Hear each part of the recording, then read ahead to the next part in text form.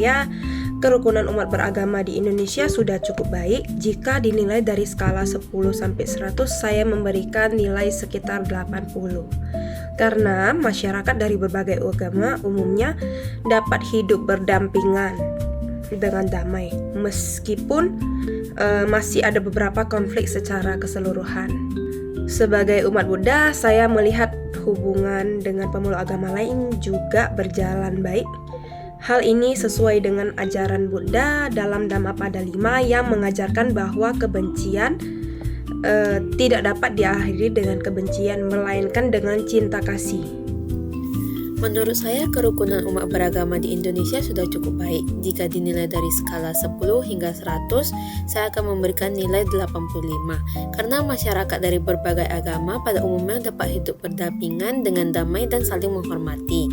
Meskipun masih ada beberapa tantangan, saya melihat bahwa hubungan antara umat Katolik dengan pemeluk agama lain di Indonesia berjalan cukup harmonis. Hal ini sejalan dengan ajaran Alkitab dalam Roma 12:18. Sedapat-dapatnya, kalau hal itu bergantung padamu, hiduplah dalam perdamaian dengan semua orang. Menurut saya, kerukunan umat beragama di Indonesia sudah cukup baik. Jika dinilai dalam skala 10 sampai 100, saya memberikan nilai sekitar 85 karena masyarakat dari berbagai agama umumnya dapat hidup berdampingan dengan damai dan saling menghormati. Meskipun terkadang masih terjadi perbedaan pendapat atau konflik, secara umum hubungan antara umat beragama, termasuk umat Kristen Protestan dengan agama lain, berjalan harmonis. Hal ini sesuai dengan firman Tuhan dalam Roma pasal 12 ayat 18. Sedapat-dapatnya, kalau hal itu bergantung padamu, hiduplah dalam perdamaian dengan semua orang. Menurut saya, kerukunan umat beragama di Indonesia sudah cukup baik. Jika dinilai dalam skala 10 sampai 100, saya memberikan nilai sekitar 85 karena masyarakat Indonesia umumnya mampu hidup berdampingan dengan damai meskipun memiliki perbedaan agama dan budaya. Hubungan umat Konghucu dengan pemeluk agama lain juga relatif harmonis. Jadi hal ini sejalan dengan ajaran Konghucu dalam Lunyi, Sabda Suci 12.23. Seorang cunci manusia berbudi luhur dapat hidup rukun meskipun berbeda, tetapi tidak harus sama. Ajaran ini mengajarkan bahwa perbedaan bukanlah penghalang untuk hidup damai bersama. Menurut saya, kerukunan umat beragama di Indonesia sudah cukup banyak ya.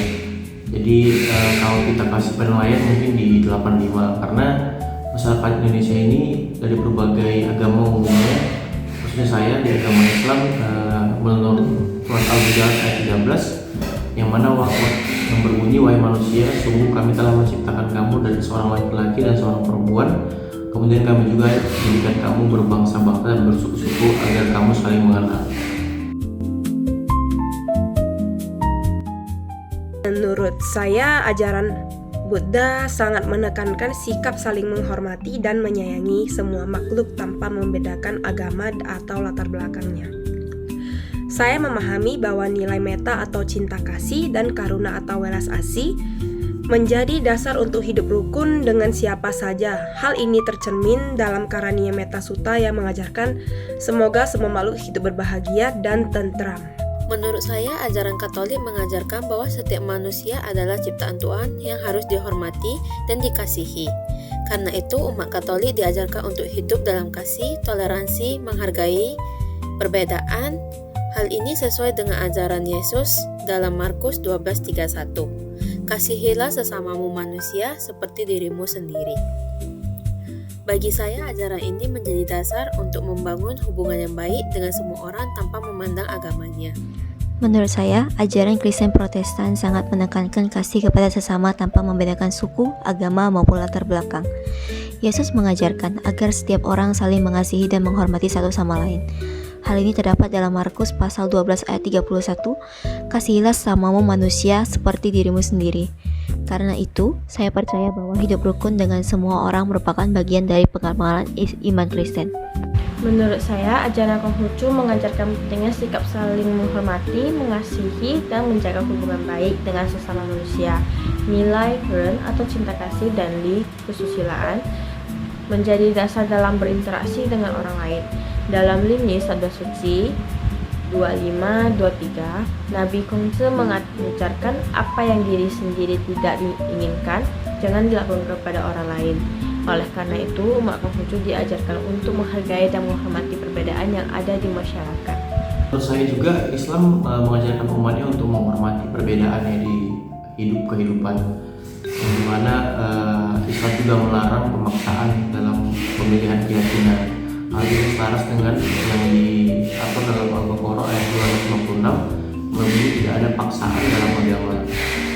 Dari ajaran tersebut, saya memahami bahwa setiap orang berhak menjalankan keyakinan dan harus saling dihormati. Menurut saya, kehidupan yang harmonis dapat tercipta jika setiap orang mau menghargai perbedaan dan menjaga sikap dalam berinteraksi dengan orang lain. Saya juga berpendapat bahwa komunikasi yang baik, toleransi, dan kerjasama dalam kegiatan sosial dapat mempererat hubungan antar umat beragama sehingga tercipta suasana yang damai. Menurut saya, suasana yang harmonis dapat tercipta jika setiap orang saling menghormati keyakinan orang lain dan menjaga komunikasi yang baik. Selain itu, kerjasama dalam kegiatan sosial, kemasyarakatan juga dapat mempererat hubungan antar umat beragama. Dalam Matius 5:9, Yesus berkata, "Berbahagialah orang yang membawa damai, karena mereka akan disebut anak-anak Allah." Oleh karena itu, setiap orang perlu menjadi pembawa damai di lingkungannya. Menurut saya, kehidupan yang harmonis dapat tercipta apabila setiap orang saling menghormati perbedaan dan menjaga komunikasi yang baik. Selain itu, kerjasama dalam kegiatan sosial dan kemasyarakatan juga dapat mempererat hubungan antar umat beragama. Dalam Matius pasal 5 ayat 9, Yesus berkata, "Berbahagialah orang yang membawa damai, karena mereka akan disebut anak-anak Allah." Oleh karena itu, setiap orang perlu berusaha menjadi pembawa damai di lingkungannya. Menurut saya, kehidupan yang harmonis dapat tercipta jika setiap orang memiliki sikap saling menghormati, menjaga etika dalam berbicara dan bertindak, serta mau bekerja sama dengan siapapun tanpa memandang agama. Dalam Chongyong atau Tengah Sempurna bab 1 diajarkan bahwa keharmonisan merupakan keadaan yang ideal dalam kehidupan manusia. Karena itu, menjaga keseimbangan dan hubungan baik dengan sesama sangat penting untuk menciptakan lingkungan yang damai. Nah, menurut saya, kehidupan beragama yang harmonis dapat tercipta melalui sikap saling menghormati, menjaga dan toleransi. Tidak ada merendahkan keyakinan orang lain. Selain itu, kerjasama serta kegiatan sosial kemasyarakatan juga dapat mempererat hubungan antar umat beragama, yang dimana hal ini sudah sesuai dengan Al-Quran Surat Al-Maidah ayat 2 yang mengajarkan tolong menolong dalam kebajikan dan takwa. Menurut saya, setiap umat beragama harus mengutamakan sikap toleransi, saling menghormati, dan tidak memaksakan keyakinan kepada orang lain. Selain itu, kita perlu menghindari ucapan atau tindakan yang dapat menyinggung agama lain. Saya percaya bahwa jika setiap orang menerapkan ajaran kebaikan seperti yang terdapat dalam Dhamma pada 183, yaitu menghindari kejahatan dan memperbanyak kebajikan, maka kerukunan akan lebih mudah terjaga. Menurut saya, setiap umat beragama harus mengutamakan kasih, toleransi, dan sikap saling menghargai. Kita tidak perlu mempermasalahkan perbedaan, tetapi lebih fokus pada nilai-nilai kebaikan yang dapat menyatukan manusia. Hal ini sesuai dengan Yohanes 13:34, "Kasihilah seorang akan yang lain sama seperti aku telah mengasihi kamu." Dengan menerapkan kasih dalam kehidupan sehari-hari, kerukunan antar agama dapat terus terjaga. Menurut saya, setiap umat beragama harus mengedepankan sikap kasih, toleransi, dan saling menghargai. Perbedaan keyakinan tidak boleh menjadi alasan untuk saling membenci atau merendahkan. Sebaliknya, kita harus menunjukkan sikap yang baik kepada semua orang. Hal ini sesuai dengan Yohanes pasal 13 ayat 34. "Aku memberikan perintah baru kepada kamu, yaitu supaya kamu saling mengasihi." Dengan menerapkan kasih dalam kehidupan sehari-hari, kerukunan dapat terus terjaga. Menurut saya, setiap umat beragama harus mengutamakan sikap toleransi, saling menghargai, dan menghindari tindakan yang dapat menimbulkan perpecahan.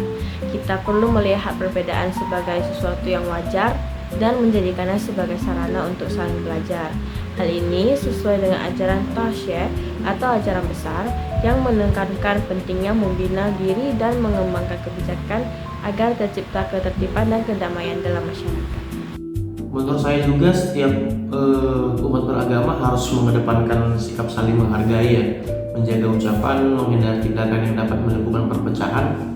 Perbedaan agama seharusnya menjadi sesuatu yang tidak harus menjadi alasan untuk saling bermusuhan, yang dimana juga diatur dalam Al-Kafirun ayat 6 yang berbunyi untukmu agamamu dan untukku agamaku. Jadi ayat ini mengajarkan pentingnya menghormati perbedaan keyakinan tanpa harus mendiskriminasi agama satu sama lainnya. Menurut saya, pemerintah harus bersikap adil kepada seluruh pemeluk agama dan menjamin kebebasan beribadah bagi setiap warga negara.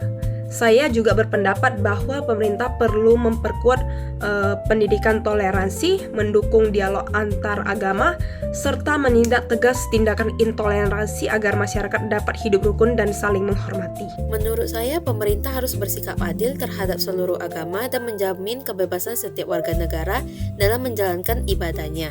Pemerintah juga perlu mendorong pendidikan toleransi serta memfasilitasi dialog antar umat beragama agar tercipta saling pengertian. Hal ini sejalan dengan ajaran Alkitab dalam Ibrani 12:14. Berusahalah hidup damai dengan semua orang. Dengan dukungan pemerintah dan partisipasi masyarakat, kerukunan beragama dapat terus terpelihara dengan baik. Menurut saya, pemerintah memiliki peran penting dalam menjaga kerukunan beragama dengan bersikap adil kepada seluruh pemeluk agama dan menjamin kebebasan beribadah bagi setiap warga negara. Pemerintah juga perlu mendorong pendidikan toleransi serta memfasilitasi dialog antar umat beragama agar tercipta saling pengertian.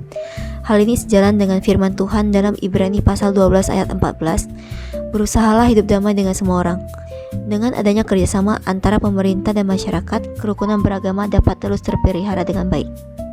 Menurut saya, pemerintah harus bersikap adil kepada seluruh pemeluk agama dan memberikan perlindungan yang sama kepada setiap warga negara dalam menjalankan ibadahnya.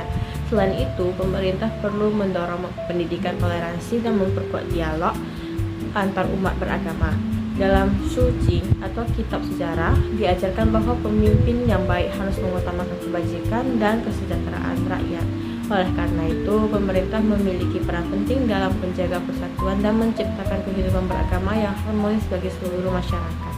Kemudian untuk peran pemerintah dalam menyatukan umat beragama Indonesia ini juga harus bersikap adil terhadap seluruh pemeluk agama, menjamin kebebasan beribadah, menindak tegas segala bentuk intoleransi dan diskriminasi antar umat beragama.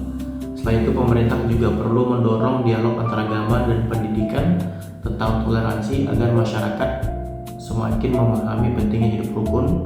Ini sejalan dengan ajaran Islam dalam surat Al-Nahl ayat 90 yang berbunyi, sesungguhnya Allah menyuruh berlaku adil dan berbuat kebajikan. Dengan adanya keadilan dalam perlindungan yang setara, saya harap dan menurut kami juga kerukunan beragama akan terus dapat dijaga.